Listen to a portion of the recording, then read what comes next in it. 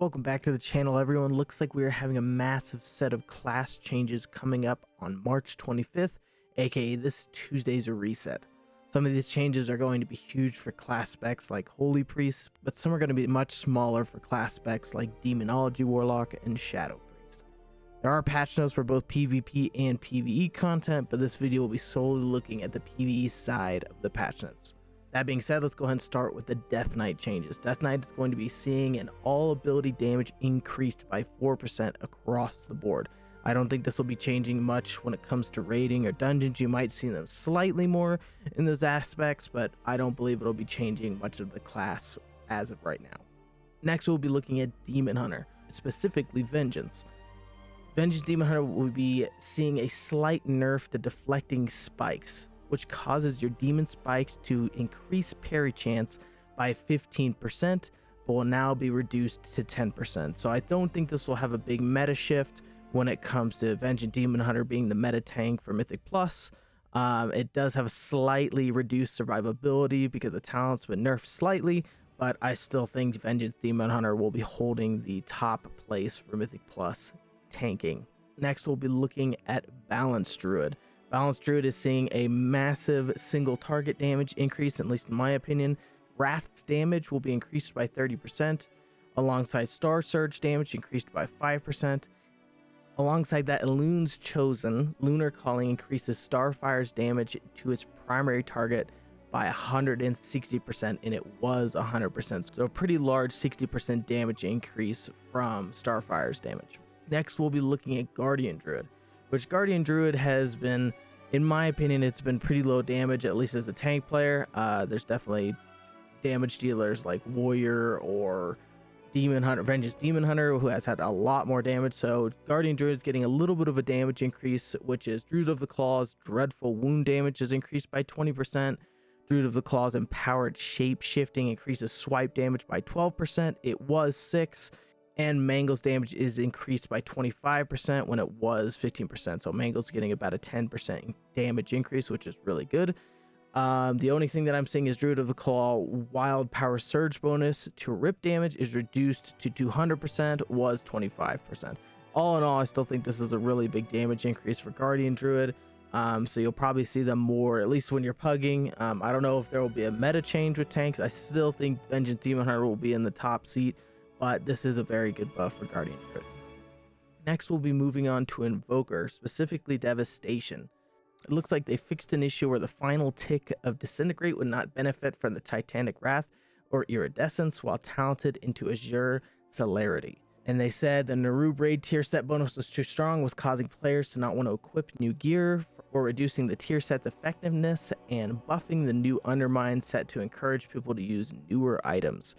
Devastation Invoker's 4-piece now reduces the cooldown of Shattering Star and Eternity Surge by 1 second. It was 4.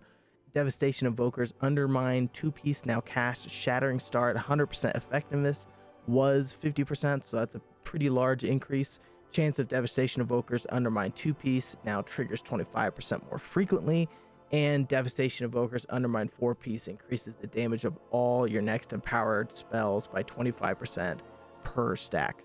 Was 20%. So it looks like there's a lot of tier set balancing going out for Devastation.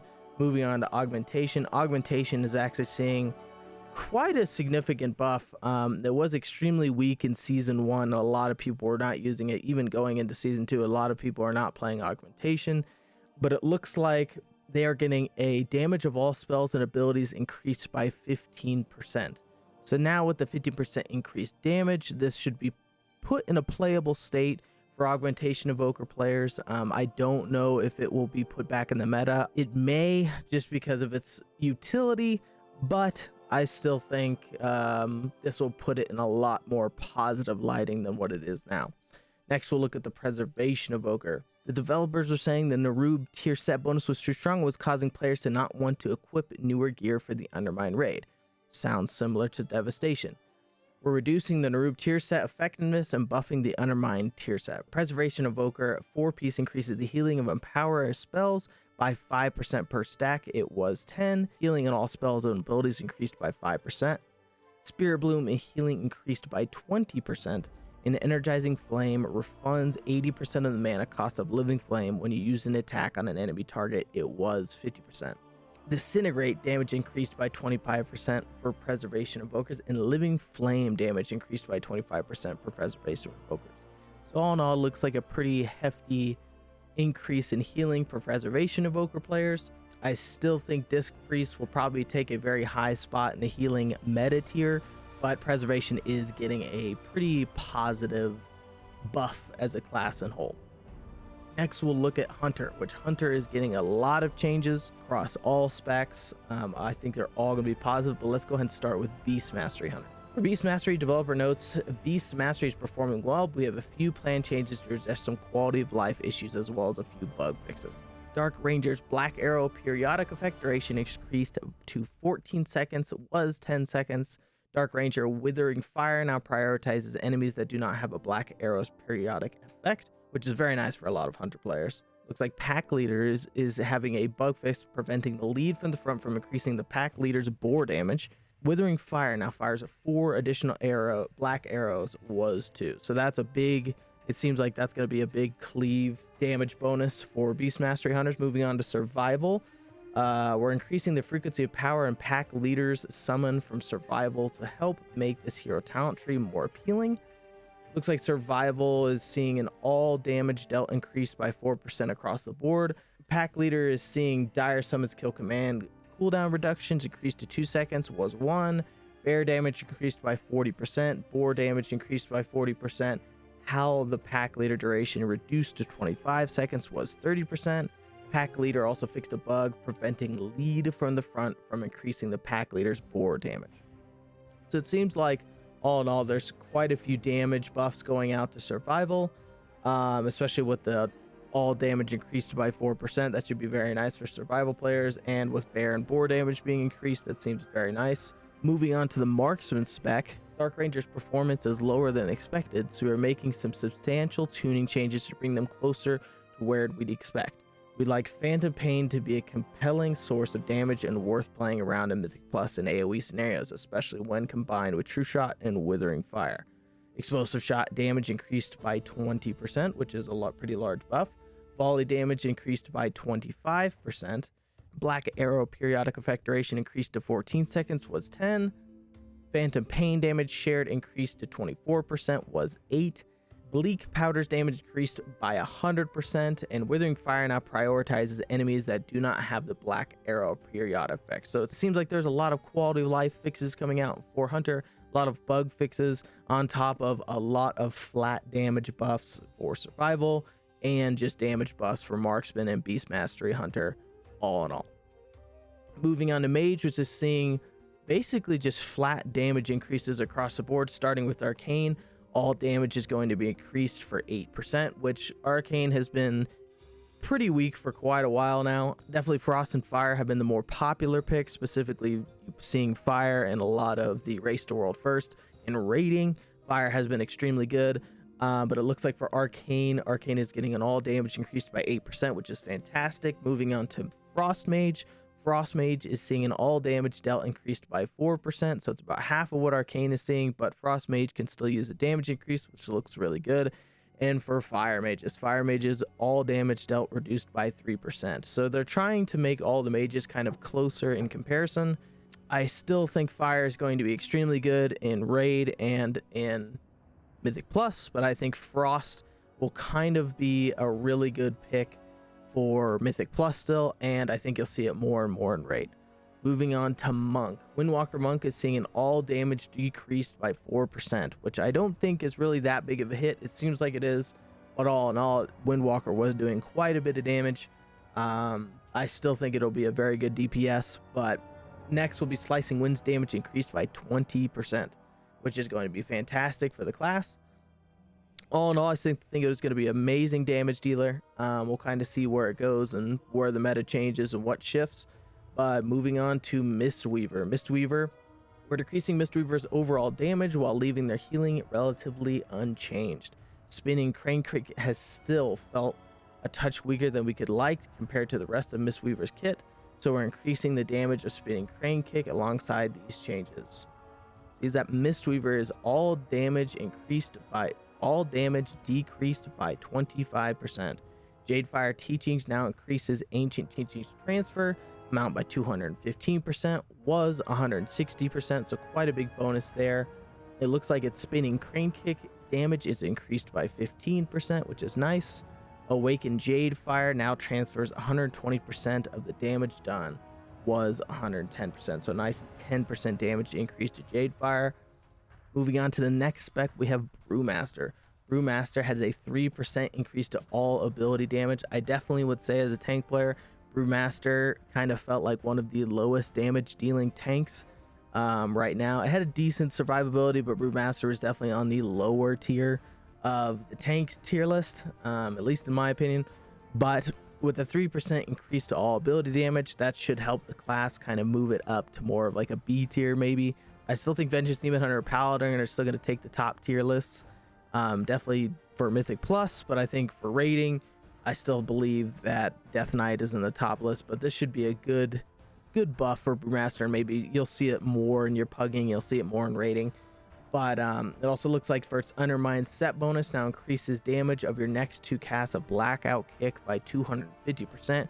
It looks like about 100% damage increase to your next 2 casts of Blackout Kick, so that'll be really nice for Brewmasters. Moving on to Paladin, we have Holy Paladin. Holy Paladin throughout has been below our target, so we are combining an overall buff and targeted increase to a few spells we would like to feel particularly more powerful. First of all, it'll have all healing increased by 3%, your Word of Glory and Eternal Flame healing increased by additional 20%, Light of the Dawn healing increased by an additional 20%, Holy Prism AoE healing and damage increased by 30%, which is very nice. Holy Prism single target healing and damage increased by additional 50%, and Shield of the Righteous damage increased by 30%. Retribution, we'll be seeing not very many changes. The only change that it has for Retribution is Final Verdict damage increased by 20%. But that's about it for Retribution Paladin. So moving on to Holy Priest. Holy Priest has a lot of changes coming to it. For the developer notes, it says our aim with this Holy Priest tuning is to increase healing for weaker spells and talents. We're also tuning up Oracle to improve its viability. So for the first buff is Prayer of Healing, healing increased by 25%. Prayer of Mending, healing increased by 20%. Renew, healing increased by 60%. Lightwell, healing increased by 30%. Divine Image, healing increased by 20%. Divine Image damage increased by 20%.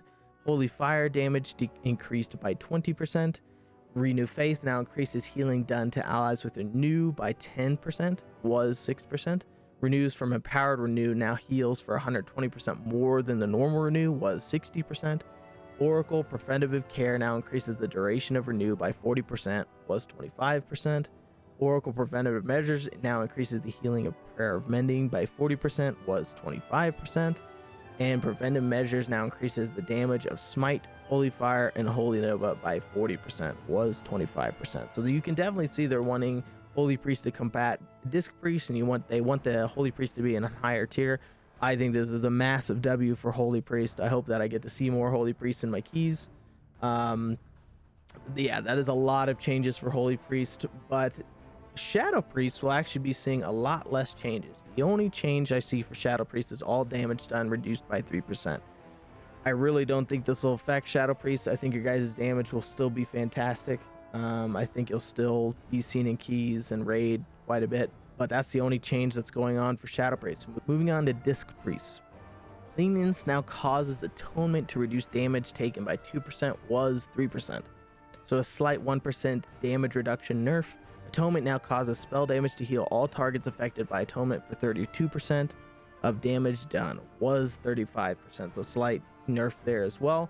But I still think all in all for the priests in this area, Holy is receiving the most buffs.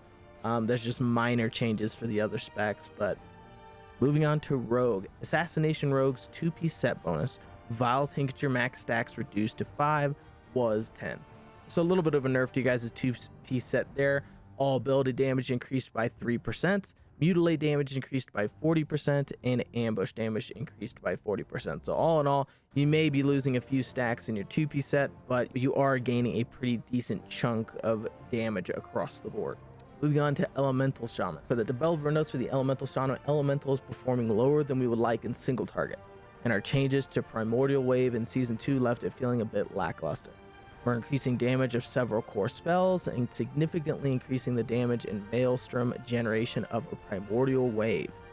Lava Burst damage is increased by 8%, Lightning Bolt damage increased by 8%, Ice Fury damage increased by 8%, and Frost Shock damage increased by 8%.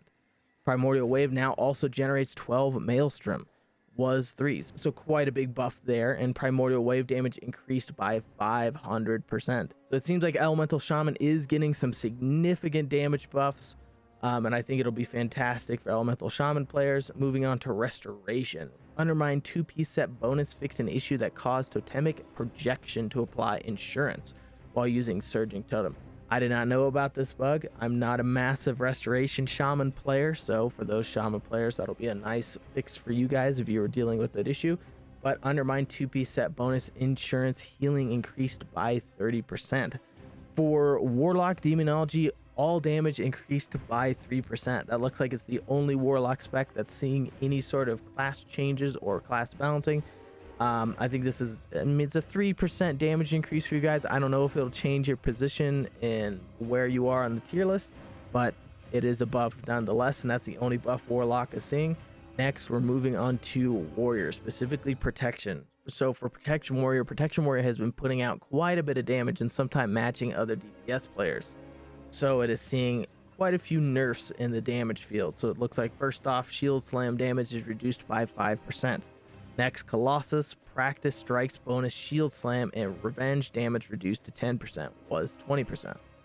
Colossus, One Against Many reduces 3% per target, was 5%, and Tide of Battle reduced to 7% per stack, was 10%. So it's seeming like Colossus is getting quite a few nerfs. Colossus has definitely been the meta damage dealer hero talent for Protection Warrior, but it looks like Mountain Thane is getting some love. So Strength of the Mountains bonus to Shield Slam damage is increased to 15%, was 10%. So it looks like Mountain Thane's getting a slight damage increase in a few of its hero talents. And that's all I have for you guys. If you guys enjoyed this video and want to see more videos like this, make sure you sub to my YouTube, follow me on TikTok and Instagram, and also I stream on Twitch, so if that's something you are interested in, make sure you follow me on there as well. Thanks for watching, and I'll see you guys in the next one.